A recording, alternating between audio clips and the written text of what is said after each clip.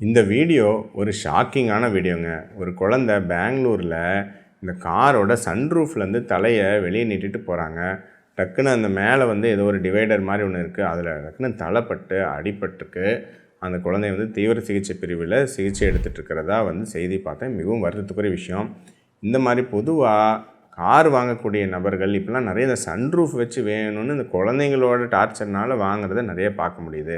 Sunroof எதுக்காக இருக்குது, இல்லை எப்போ யூஸ் பண்ணலாம் பண்ணக்கூடாதுங்கிறத நான் சொல்கிறேங்க. ஸோ இந்த சன்ரூஃப் அப்படிங்கிறது உங்களுக்கு வெளிநாடுகளில் உங்களுக்கு மிதமான கிளைமேட் இருக்கும். ஸோ அப்போ நீங்கள் வண்டி ஓட்டிகிட்டு போகும்போது உங்களுக்கு அந்த மேலே அந்த ரூஃபை திறந்து விட்டாங்கன்னா நல்லா காற்று வரும். முன்னாடிலாம் அந்த காலத்தில் கன்வெர்ட்டிபிள் கார்லாம் சொன்னோம். நீங்கள் அந்த பழைய படத்துங்கள்லாம் பார்ப்பீங்க, மேலே டாப்பே இருக்காது. சும்மா அப்படியே ஹீரோயின் அப்படியே உட்காந்துட்டு இருப்பாங்க. அப்படியே முன்னாடி கண்ணாடி மட்டும்தான், விண்ட்ஷீல்டு மட்டும்தான் இருக்கும். அப்படியே ஃப்ரீயாக காற்று வாங்கிட்டு அப்படியே போயிட்டு இருப்பாங்க. நிறைய பழைய தமிழ் படத்தெல்லாம் பார்த்துருப்பீங்க. அப்படி தான் அந்த காலத்து இருந்துச்சு.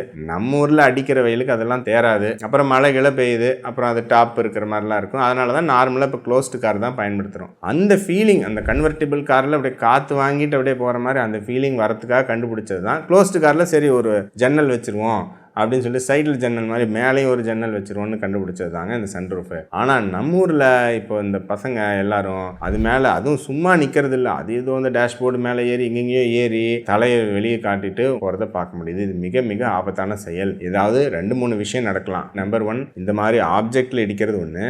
ஆப்ஜெக்டே இல்லைனா கூட நீங்கள் ஈவன் ஒரு 20-30 கிலோமீட்டர் வேகத்தில் போய் சடன் பிரேக் போடுறீங்கன்னா டக்குன்னு போய் கழுத்தோட முன் நரம்புகள் நேராக போய் இரும்பு அந்த பார்டரில் பீடிங்கில் படும். இம்மீடியட்டாக உங்களுக்கு இரத்த குழாய்கள் டேமேஜ் ஆகலாம், மூச்சு குழாயை பாதிக்கலாம், உயிரிழப்பு கூட ஏற்படலாம். இதை ஞாபகம் வச்சுக்கோங்க. ஸோ கார் கூடிய பெற்றோர்கள் உங்களுக்கு சன்ரூஃப் இருக்குது அப்படின்னாவே இந்த மாதிரி குழந்தைய வெளியே நின்றுட்டு போகிறது அலோவ் பண்ணவே கூடாது. மிக மிக ஆபத்தானது. ஸோ 2 விஷயமா நீங்கள் பயன்படுத்தலாம். மேபி ஜஸ்ட் திறந்து விட்டுட்டு ஒரு மிதமான கிளைமேட்டில் போயிட்டு இருக்கீங்க, ஹில் ஸ்டேஷன் போயிட்டீங்கன்னா காற்று வாங்கிறதுக்காக யூஸ் பண்ணலாம். அல்லது நிறைய இதில் பார்த்தீங்கன்னா ஜஸ்ட் அந்த கண்ணாடி ஓப்பன் பண்ணாமல் ஒரு கான்செப்ட் இருக்கும், சும்மா அந்த வெளிச்சம் வரணும் அப்படின்னு நினச்சிங்கன்னா அதுக்காக பயன்படுத்தலாம். மற்றபடி வண்டி ஓட்டும் போது எவ்வளவு குறைவான வேகத்தில் போனாலும் குழந்தை இந்த மாதிரி வெளியே நிற்கிறது அனுமதியே கிடையாதுங்க. இதை ஞாபகம் வச்சுக்கோங்க.